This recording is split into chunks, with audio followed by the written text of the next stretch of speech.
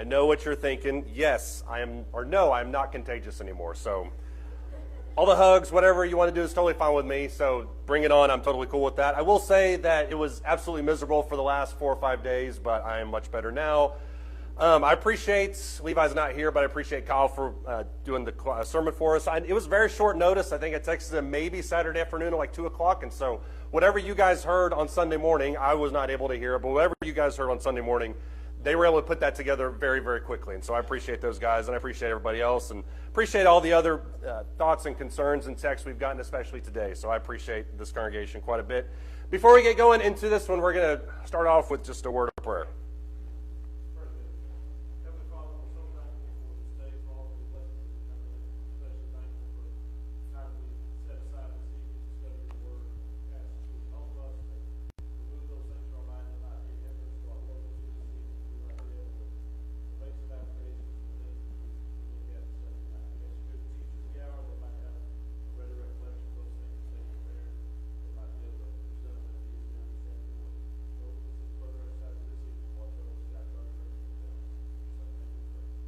Amen. Thank you.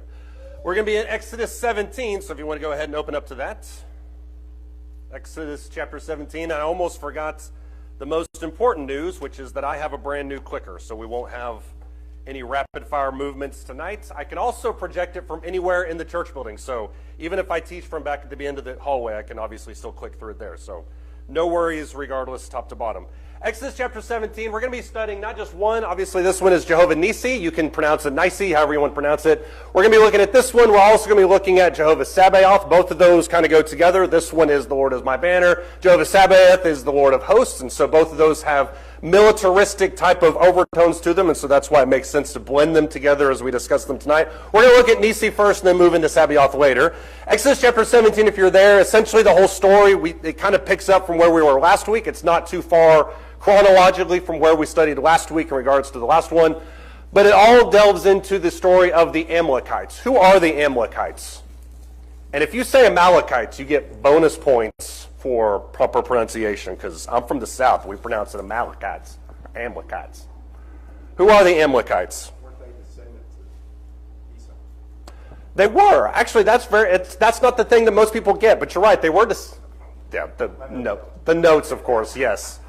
Yeah, they were the descendants of Esau through I think the grandson on one of the sides. So you're right. It is a descendant of Esau, which makes them relatively family. So that's a good point. Who else were they? Yeah, John. When Israel was coming into Canaan, and they were passing through, the Amalekites attacked the rear. Right. Yeah, and that actually, so I don't know if you meant this or not, but that's the story that we're going to be looking at here in Exodus chapter 17. It's not really talked about. I mean, it is talked about. Obviously, Exodus 17 mentions that story of the Amalekites attacking them. The real impact of it is mentioned in Deuteronomy 25 when Moses reiterates the story. And so you're right. I mean, it is kind of a big moment, at least in terms of their history. That's probably what they're most known for. Also, the Lord said, I get something recording that there will be war because you will obliterate the Amalekites. See, now I'm thinking you just read ahead, but that's exactly what's talked about here in Exodus chapter 17 with Jehovah Nissi. So you are right. I mean, and that's, as with everything we've studied this quarter, the for lack of a better phrase, the devil lies in the details about the construct of that section, because it's very easy to say, well, yeah, the Lord is my banner. What does that mean given the context directly around it? And so you're right. I mean, it is this promise that's made that God's going to obliterate the Amalekites. Why is that important? Why does he bring that up to Moses? Why does he say it to Joshua? All that's going to play into it tonight. What else do we know about the Amalekites?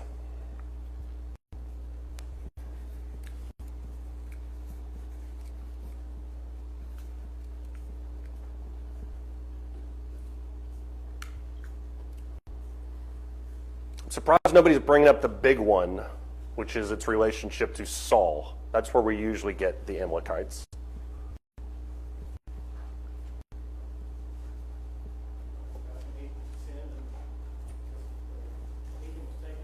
Right.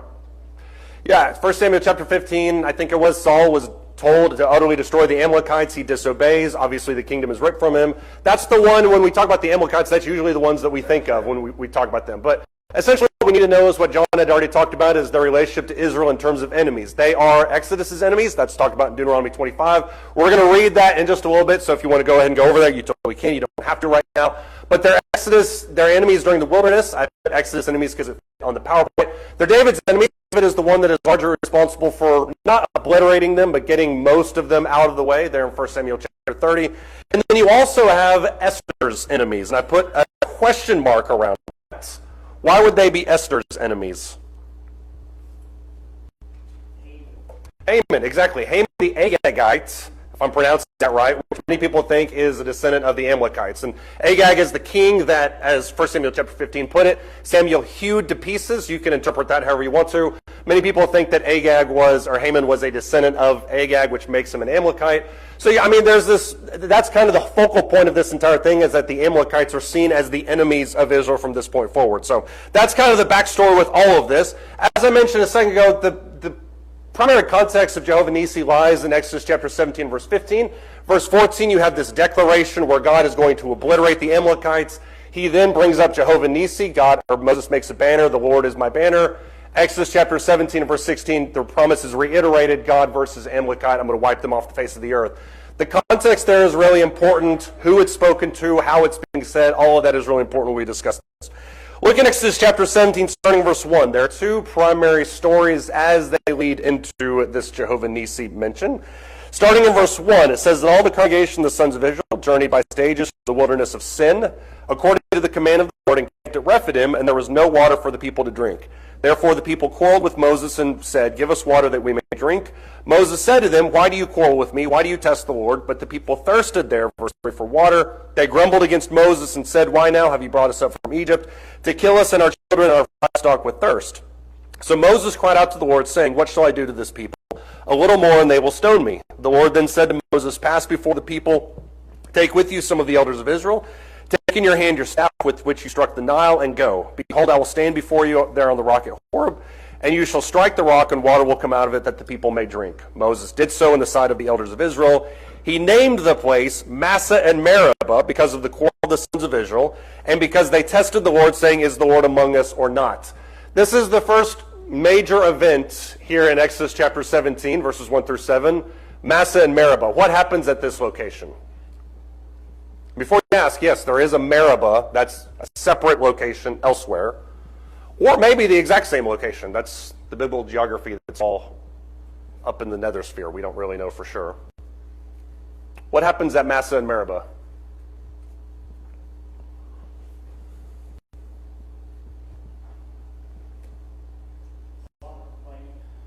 Yeah, but you could say that about any random verse in Exodus and Numbers, but you're not wrong. They're complaining. What are they complaining about? I have 7 more follow-up questions, so nobody's getting off that easy. They're not complaining about food, they're complaining about water. They're not complaining about food this time. They will do that in like a chapter or two, but you're right. They're complaining about water at this point. Why are they complaining? Supposedly there's none there, which is probably pretty fair. I mean, the area that they're at, the wilderness of Sin, your translation may say Zin. It's a relatively barren place, very rocky and hilly kind of area, so it's not known for its oases. Why are they complaining, though? Go ahead. Over and over, it's why did you bring us out of this awful place we were in? You know, die of wilderness. Right. We have a different Bible. Exactly. That's the refrain that will literally stay with them until almost the end of the 40 years by the time they reach it. It's mostly in that first generation. Numbers is very clear on that it really kind of stops with them. The second generation parrots it a little bit as you get closer to Canaan land. But you're right, it's this constant refrain of, did you drag us out of the wilderness in order for us to die? Why are they saying that? Obviously, God just sent plagues. He just parted the Red Sea. They didn't have faith in God.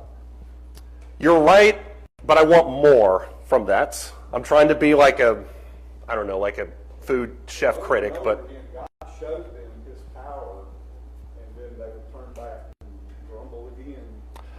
Knowing right. that he's going to provide for them. You say that, and you're exactly right. And this is where I didn't mean that in a negative way earlier when I said that. When I said that, I think it's very easy for us to say, well, they just lacked faith. They didn't have the trust in God that they should. And you're exactly right. Looking at it in hindsight, I don't know if I would have and then either. Knowing what I know now, they should.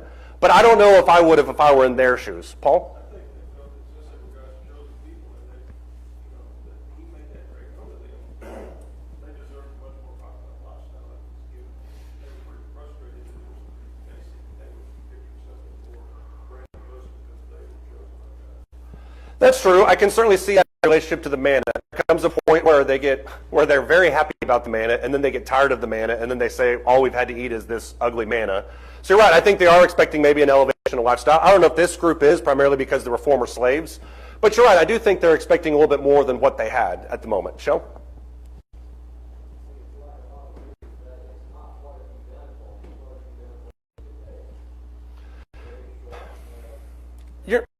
And you're right about that, but chronologically speaking, you're only talking about a week or so from the time of the Red Sea. And that may be to your point that they haven't gotten anything today, but a week is not so far in the past that they shouldn't be oblivious to God's blessings. Did you have more, John? Okay. John, go ahead. Well, the Israelites, I know they did it a lot.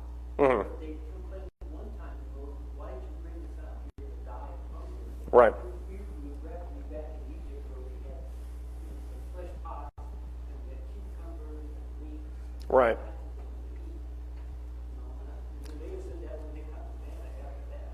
Yeah. Yeah, I mean, the rose-colored glasses are about an inch thick on all these people. And so there's a sense in which they're longing backwards towards something. So I do get that. The big question, and this is why Massa and Meribah is such a striking point, it's repeated in Psalms, at least on 2 different occasions. I think it's used somewhere else. I can't remember exactly where. But there's a reason why Massa and Meribah becomes a flashpoint, and it's primarily because of this question right here. If you look at this is the summation in verse 7. Verse 7, they tested the Lord, saying, is the Lord among us or not? That's not what they complained about. If you back up in verse 3, the exact question they asked was, why now have you brought us up from Egypt to kill us and our children and our livestock with thirst? That's what they complained about. The interpretation was in verse 7. When they were complaining about these things, what were they actually saying? Because this is key to understanding Jehovah Nissi, in my opinion.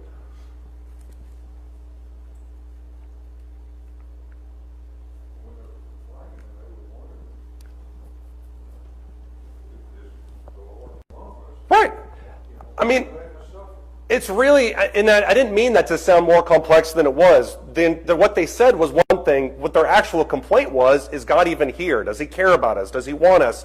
And I think that's the fulfillment, that's the interpretation of what they were actually talking about in verse 3. So Massa and Meribah becomes this flashpoint moving forward, metaphorically speaking, for people that test God, saying, I don't know if He's even with me, I don't know if He cares about me, I don't know if He's even existing. That's part of the reason why you have water being brought out of a rock. If God can bring water out of a rock, then what does that mean for anywhere else that you happen to be? He can do it there. If He can do it here, He can do it there, He can do it anywhere. So the presence of God is not limited by the topography. It's not limited by geology. He can provide for you no matter the circumstance. And I think that's the focal point here of these first 7 verses. Does that make sense moving forward? The next story, I think, kind of blends right into that. Look in verse 8. Seems like 2 different stories, but I think they go very well together. Verse 8, Amalek came and fought against Israel at Rephidim. Moses then said to Joshua, which, by the way, this is the first appearance of Joshua ever in Scripture. Moses said to Joshua, choose men for us and go out and fight against Amalek. Tomorrow I will station myself on the top of the hill with the staff of God in my hand. Joshua did as Moses told him, fought against Amalek, fought against Amalek, and Moses, Aaron, and Hur went up to the top of the hill. So it came about when Moses held his hand up that Israel prevailed. When he let his hand down, Amalek prevailed. When Moses' hands were heavy, then they took a stone, put it under him, and he sat on it. Aaron and Hur supported his hands, one on one side, one on the other. Thus his hands were steady until the sun set. So Joshua overwhelmed Amalek and his people with the edge of the sword. And then the Lord said, this is the context for Jehovah Nissi, the Lord said to Moses, write this in a book as a memorial and recite it to Joshua, that I will utterly blot out the memory of Amalek from heaven. Moses built an altar and named it, the Lord is my banner, verse 15. And he said, the Lord has sworn, and the Lord will have war against Amalek from generation to generation. This phrase that's used here after this idea of the war with Amalek, the Lord is my banner, has significance. Why is he making this statement, the Lord is my banner, after the war with Amalek? Why would anybody make a statement like that? Why build an altar and name it that after a victory like that?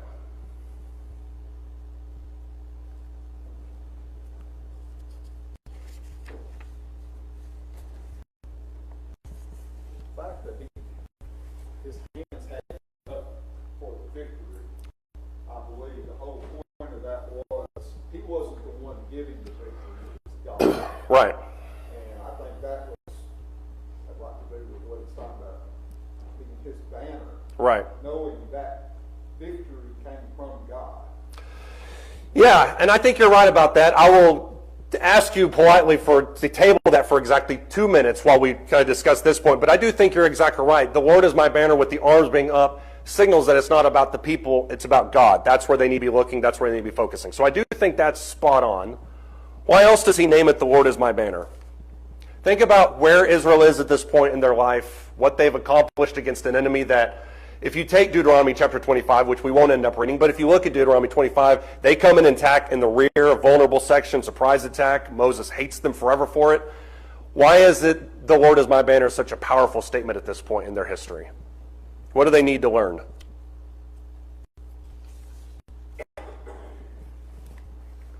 This is the first record of military conflict by Israel. Well, I think that also applies to us as well. In our daily walk, in our life. Right. We go under Jesus' banner. Right. Okay, that's how we move forward. And I lost the other part of what I You were on a roll too. I was right there with you. But you can take it back to the Israelites, and God is saying, "Here I am. I will go before you and take care of you." Yeah, I do think, and I think you're right, especially what you said, and I'm not trying to diminish the second half, but the first half about that idea of a military banner, that's clearly the indication here. There's all sorts of indications that historically speaking, even back then they flew under banners. And you can even see within Exodus, when they start to distribute the camp, every single tribe has the banner by which they rally around. So I do think unifying them under a single banner, Jehovah Nissi, moving forward in a military complex, I think that's exactly what he's getting at. When you fast forward to a New Testament concept, that's exactly the idea there. We move forward in his name, under his direction, under his obedience. It all falls under his authority. So I do think that's a big part of it. Gary?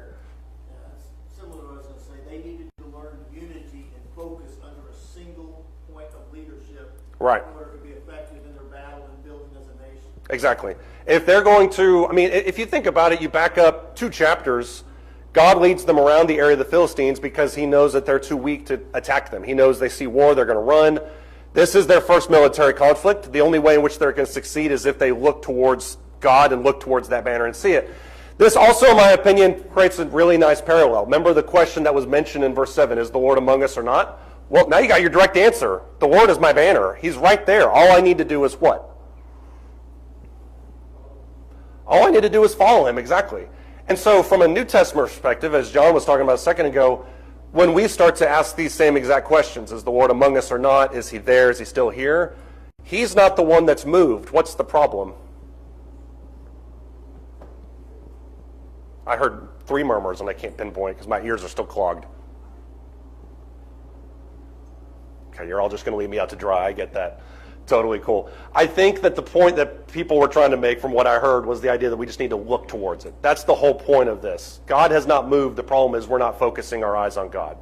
Any thoughts or comments? Yeah. This kind of makes me think of the Israelites when they asked for a king. Right. And because they didn't recognize they already had Right. God. Right. But they wanted a man. They wanted that hero, savior. Yeah. A man. Right. But they didn't realize God was already there. He was already there to provide for them. Right. Give them victories, whatever. Yeah. They wanted something physical and tangible to rally around because they didn't want to put their trust in something that they couldn't see, which actually goes really well into the next question. We can pick back up on what John was talking about earlier with the staff. This question has always bothered me, so this is as much for my own personal interest as much as is yours. Why is Moses lifting up his hands here? Because there's no indication before or during that this was even a command. Why is he doing it?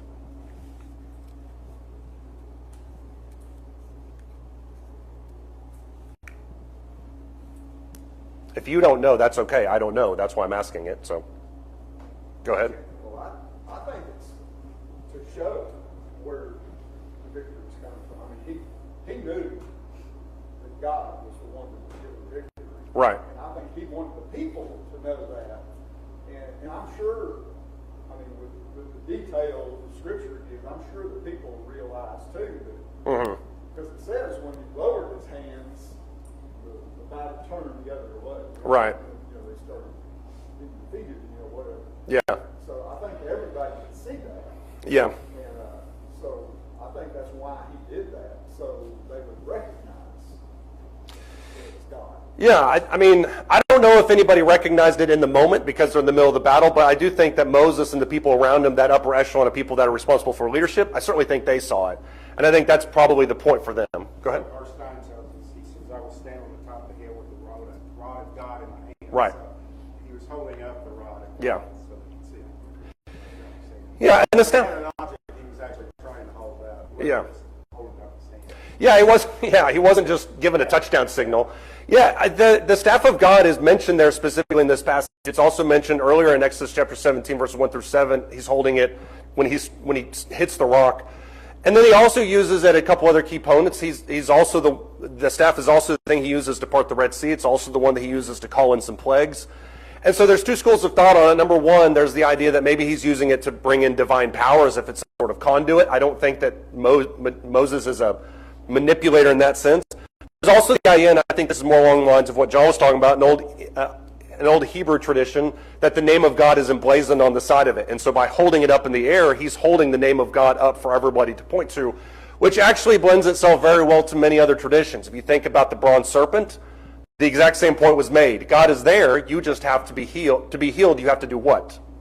You just have to look at it, exactly. When Jesus makes the exact same corollary in John the 3rd chapter, Jesus is going to be raised up, everyone who looks at him is going to be healed. That's the exact same type of thing. So there's this emphasis in Scripture, and that's why I wanted to bring this up. It's not just for funsies, but because I wanted us to get this image in our minds of looking towards a banner, looking towards a rallying point that signifies God, because that's what Israel was after here at this point. Does anybody have any thoughts or comments? Yeah, Cameron? Just another instance where it's very clear that God is working with this. Why would anyone's hand being up or down, have any impact on any battle? That doesn't make any sense. Right. But clearly this is something that only God could have done. Just like parting the Red Sea, just like the plague, these are things that have to, the only explanation is it must have been God. Yeah, and the Amalekites are such a notoriously ruthless civilization to begin with that a nation like Israel stood virtually no chance, especially against a surprise attack that should have wiped out most of the last few tribes within their train. So you're right, even if from a soldier standpoint you're looking at it thinking, well, there's no way we won, well, then you turn and look at Moses and you're like, well, now it's obvious why we won. So I think that's exactly right. Yep. Something else that comes to mind too, you know, when we read about Gideon, Mm-hmm. you know, when he had the army, and what did God say? There's too many of them. So Right. He brought it down to very few of them. Mm-hmm. Why did God say he was doing that? Right. Because the people, if he didn't do that, the people would be proud, think they were the ones. Right. that came and did it. Yeah. Something else that comes to mind, you know, when I think of this. Yeah. And the proportions on that sometimes go underappreciated. For instance, if you look at the beginning of that battle with Gideon, Gideon's forces would have matched them on basically a one-to-one basis. When you strip away all those people, now Gideon is outnumbered, I think, 30-1 at that point. So that goes back to Cameron's point, which is there's simply no way that they won except for the hand of God. And that's exactly right. No one's walking away from that battle thinking they outsmarted the Midianites. Nobody. Everybody understands that it was God. If you look back at Exodus chapter 17 and verse 5 or 14, there's this notion, and that's why I wanted to highlight this specifically, because this one is interesting to me.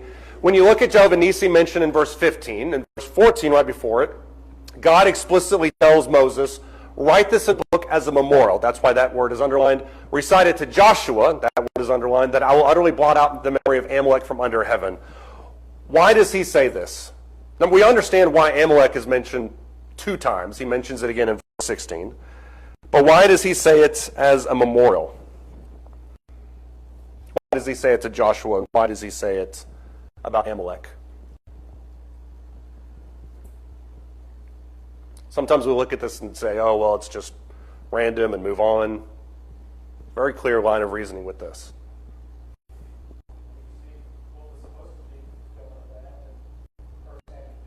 Right. Yeah, and Saul should have done it. He didn't, so David did it. And even then, it still kind of lingered out. There were still some hangers on there. Yeah. Let me ask you this. What's being remembered? If it's a memorial, what's being remembered?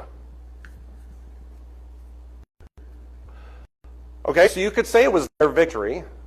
I don't know if that's exactly what he's mentioning here. Well, I think what he's trying to do is, this was done by God. We need to write this down so we can do it, not just word of mouth. This is actually recorded because it came from God. Right. That's what he's trying to say. So, yeah, you're right. I think on some level he's talking about we need to remember this. That being said, when he says write this in a book as a memorial, Moses responds by building an altar. So it's almost as if that's his response to the battle. This is how we're going to remember this moment. But God's instructions to write it in a book as a memorial and recite it to Joshua implies that it's a song or a poem of some kind that he's going to be remembering and that they're going to be remembering. So the altar is for the battle. There's something, it seems like there's something else in regards to this memorial. Kyle and then James. It would seem that he's mentioning Joshua because Joshua was leading the conflict for them. To piggyback off of Paul's point, make sure Joshua understands that I'm the one that was behind this. That's why I think he says that I will utterly blot out the memory. Make sure that he understands where that victory came from. Yeah, to be fair, Joshua never seems to forget it. I mean, Joshua, he makes a few blunders in his book, but nothing to the level of a lack of faith that I remember. I may be wrong on that. But you're right, I do think it is important for him specifically for his leadership qualities. James? It's also hard to have worked with the Amalekites did specifically here. Right, If this is the reason for this, it's not just, oh, well, right. generations down, these half of them fully, we didn't hate them just because. Yeah, No, this is a very specific reason why right. we are against them, why God is against them, and this is why this is happening. Yeah. The Hatfields and McCoys is a perfect illustration for this because it's not like that, and that was just a family squabble. When Moses picks up this story in Deuteronomy 25, 17 through 19, he says, don't forget what they did to you 40 years ago. We're going to get back at them, and we're going to blot them out. So that is the answer to that. What's being remembered? Remember, what's being remembered is the promise to wipe out Amalek. That's what is being remembered. Why is it mentioned to Joshua then? Go ahead, Cameron. Joshua's going to take over from Moses. Right. To be the military leader. And Moses even encourages him, be strong and courageous. So this is one of those instances where, hey, be strong and courageous because, hey, remember when this happened? Right. So I think it's for that reason. He's going to take over from Moses. He uses this as an example. Right. He is needing this as an example. As you mentioned, he's taking over the leadership quality of it. And so I do agree that there are certain tasks that Joshua needs to fulfill, specifically wiping out the Amalekites, all of the other enemies that they may have throughout the book of Joshua. That does seem like he's so persistent. Part of why I think he needs to remember this specific moment specifically, and why verse 15 brings up Jehovah Nissi, is that Joshua is the one that's going to be fighting under God's banner. We talked about this in relationship with Jericho and Ai. When Joshua took Jericho, he did it completely under God's discretion, according to his instructions, and the city fell. When the city sinned, when Israel sinned, what happened at Ai? They're defeated, exactly. So you show a very clear delineation between the two. You follow God, you win. You don't follow God, you lose. So if Joshua is going to have success in Canaan, what he needs to remember is to fight under God's banner. Cameron stole my thunder, but look at Joshua chapter 1, because this is more than just a memory verse. This is a direct continuation, in my opinion, of Jehovah Nissi. Go ahead, John. Make a memorial, write it in the book, and make it as a memorial. You're also passing that down to future generations. Right. So let them know that God is going to take care of them, and specifically, that they'll remember that Amalek attacked them Right. in the rear, and that God is going to wipe them out. Exactly. And I think it's worth noting to finish off of that thought, Joshua did everything right, and his generation was great. The generation that followed him was great. But then eventually there arose a generation that didn't know Joshua, that didn't remember this memorial, didn't have this in their mind. And what happened to them was they eventually started going off course, which is why Joshua 1, 6 through 9 is so important. We look at it as a memory verse. It's certainly memorable, obviously. Think about what exactly he's saying to them in these verses. In verse 6, he says, be strong and courageous, for you shall give the people possession of the land which I swore to their forefathers to give them. Only be strong and very courageous. Be careful to do according to all the law which Moses my servant commanded you. Don't turn from it to the right or to the left, so that you may have success wherever you go. This book of the law shall not depart from your mouth, but you shall meditate on it day and night, So you may be careful to do according to all that is written in it. Then you will make your way prosperous, and then you will have success. I have not commanded you, be strong and courageous. Do not tremble or be dismayed, for the Lord your God is with you wherever you go. This is generally seen in biblical literature as what's called a chiasm. It's basically a funnel that goes down to one central point with two on the outside kind of leading towards it. On the outside of both of these thoughts in verses 6 and 9 is the phrase, be strong and courageous. That's what he's wanting you to finish with. What's the central point of Deuteronomy or Joshua 1, 6 through 9? What does he say over and over again in the middle of 7, 8, and the beginning of 9? Do according to the law. So don't operate without fear. You should not operate without fear because of why? You should operate without fear because why? Sorry. That didn't make sense in my brain. Because God's with you, because you're following the law. Exactly. As long as you follow the law, you should operate without any fear. Go ahead, Joe. Also, back to the writing it in the book as a memorial. Didn't you say that was their first battle? Yep, I think so. Somebody's Googling it right now, but I think it's their first battle, yeah. Then, having won that first battle, Right. the memorial should state also that they did it because God was with them. Right. And they were following God's instructions. Yep. That's the memorial that we can pass down. Right. If you're going to win these battles, and even though physically you may not have the staff of God anymore, you're going to do it under the banner of the staff of God on a mountain above your battle. That's how you're going to metaphorically do it, is under his banner. So there's specific things that the nation of Israel needs to remember in terms of keeping the law and following God's words, but there's specific things that Joshua needs to remember as well. And I think that's what is in this too. It's not just this random collection of statements. Look in Joshua, the 5th chapter. We'll go from the difficult to the obscure kind of. Joshua chapter 5. Go from the beginning of Joshua's career now to the beginning of Joshua's conquest. This is the timeline on this can get kind of fuzzy because Joshua actually engages the spies into Jericho, I think in Joshua chapter 2. He then retreats and he has some preparation things going on there in chapters 3 and 4. When you get to chapter 5, at the end of chapter 5, he then meets this entity.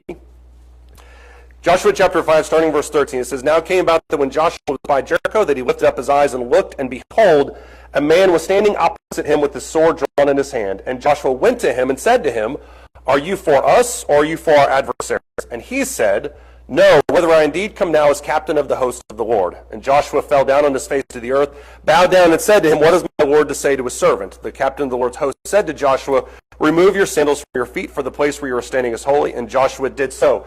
If you go into Joshua chapter 6, then you have the discussion about how to take Jericho. So that's how that story continues.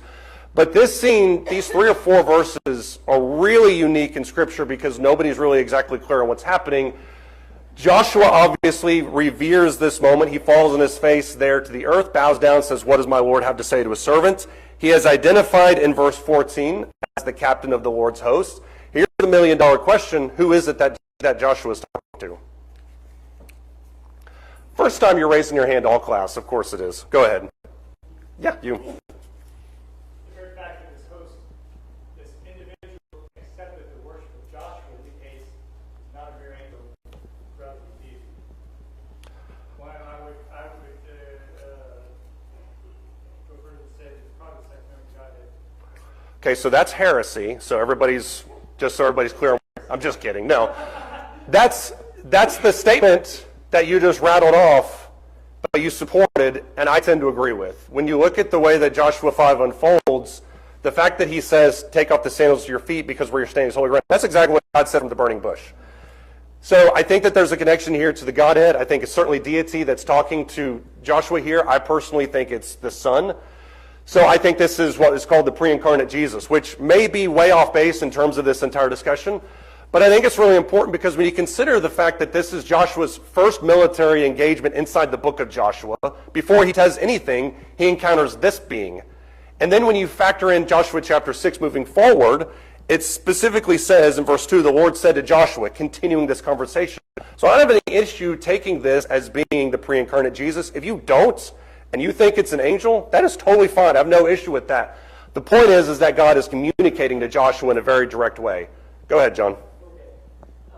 One other thing to think about is the Revelation where John goes up to this angel and he falls at his feet Mm-hmm. to worship the angel. The angel said, no, worship God only. I'm just a Right. messenger. Yeah, and there's also mentions, I think in Daniel, where there's some time where Daniel makes mention that he's talking to deity, and he's like, I'm not deity, I'm just a fellow servant, something like that. So there's very clear lines in Scripture where angels are talking to them, and then God is talking to them, and there's two different modes of respect. And it's considered blasphemous and heretical for an angel to accept deity worship. And so the fact that he would do it shows that it's not just your standard angel, not even an archangel. Regardless, there's a lot of things happening at this point, and I think it's very important for Joshua as an individual. That's why Jehovah Nissi is mentioned in Exodus chapter 17. Write this down as a memorial, give it to Joshua that he can remember. Verse 15, the Lord is my banner. Now he's about to go into Canaan, and who does he meet but God himself? Or at least, if you want to believe differently, the messenger of God. But what's the connection between these two concepts is that this person is deliberately mentioned in Joshua chapter 5 as Jehovah Sabaoth, which is the Lord of hosts. What is the Lord of hosts? This is much more commonly used, primarily in major prophets. What is the Lord of hosts? And the captain of the Lord's host, by the way, just gives more credence to that's God.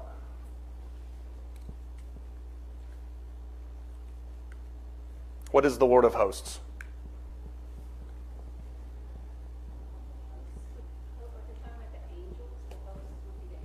Yep.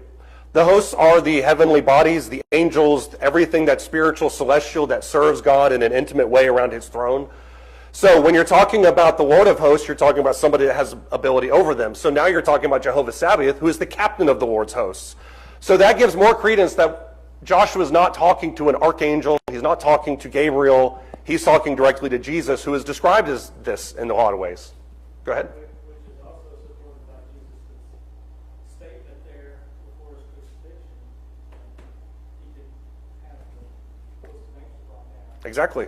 It's because he is the captain of all this. I mean, and Michael is oftentimes described as that upper echelon, but he doesn't, according to Jude, doesn't have the same authority that certainly God does. And so there's certainly a difference between those two areas. Go ahead. It's like Moses when he was told to take his sandals off because the place he's standing is holy. What made it holy? Right. The presence of deity. I think it's God. Exactly.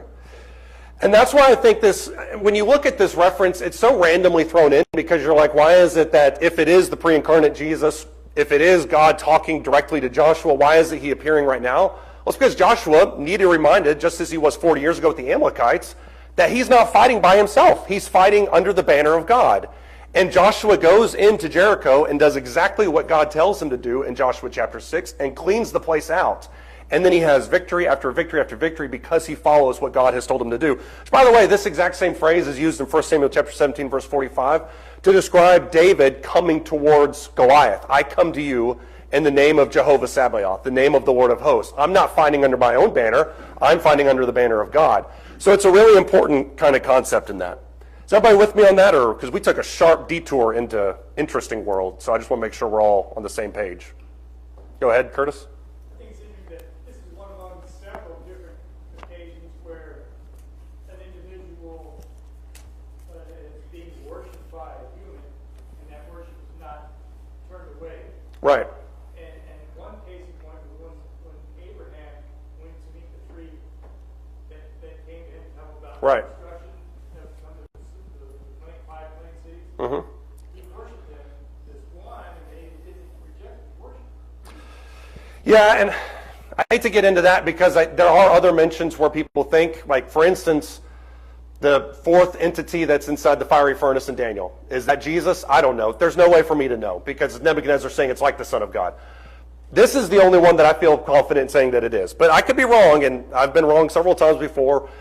But I do think that there's that connection, at least the connection to God. But you're right, there are other instances where something like this pops up.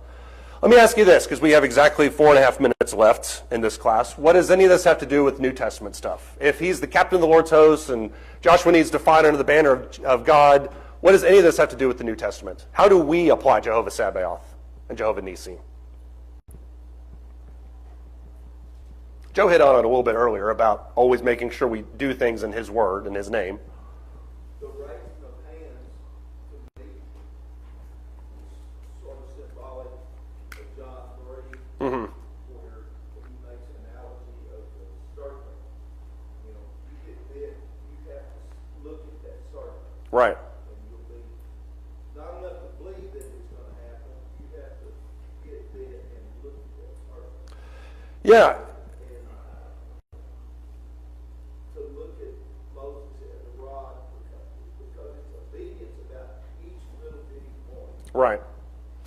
It is obedience, it's trust, it's faith, it's submission to his will. I mean, it's all of those things involved in it. And that generally is the way in which we interpret all of these passages, is when I'm going and doing something, I need to look to him as being my North Star, for lack of a better phrase, as I move forward towards the goal. But what's interesting about this concept is that Jehovah Sabaoth is actually talked about in the defensive posture. Look in James, the 5th chapter. And it's only mentioned a couple of times, but Jehovah Sabaoth is mentioned twice, at least, in the New Testament.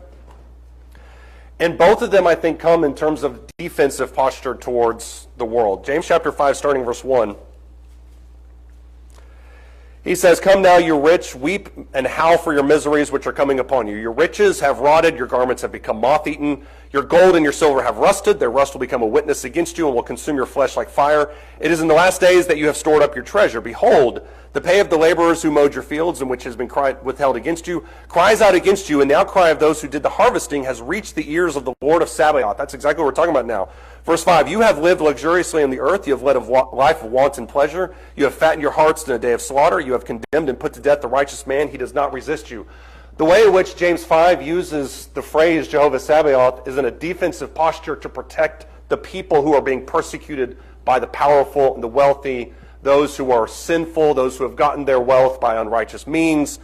And so Jehovah Sabaoth is a defense of the vulnerable, defense of the helpless, which is a lot of how the major prophets use it. You also have it mentioned there in Romans chapter 9, verse 29, once again in a defensive posture, preservation of the remnant that are faithful towards God. So where does this come about in New Testament context? You certainly can use it as the guiding post for everything you do. I'm going to fight under his banner. But I'm also going to rally underneath it and look to him as my safety when things are really starting to go south. When persecution gets hot, when people seem like they're pushing down on you, I'm going to look to my ultimate defender, which is the Lord of hosts, as being the one that I rally behind. So I think there's multiple ways that you can look at this. Does anybody else have any thoughts or comments on any of that?